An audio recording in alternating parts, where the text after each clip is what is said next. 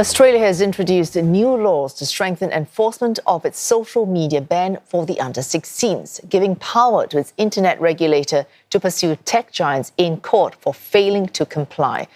This comes as evidence suggests children are still able to access those platforms 6 months after restrictions took effect.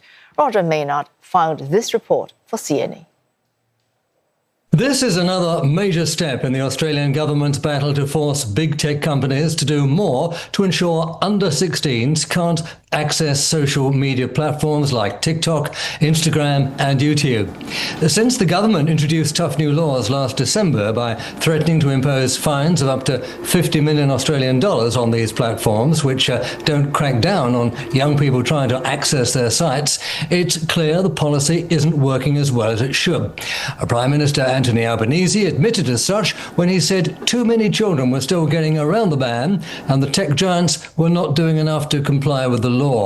So we're calling time on the social media companies today and doubling down on the changes that we have made and that we're prepared to make.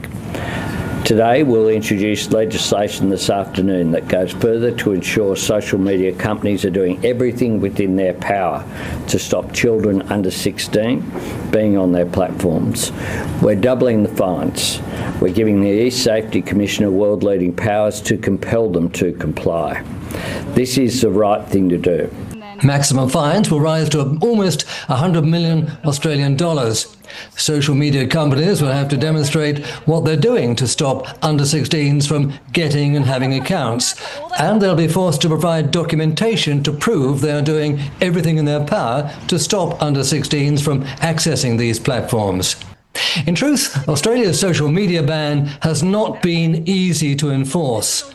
6 months after it was introduced, many young people continue to evade the age checks imposed by the likes of TikTok, Snapchat and YouTube.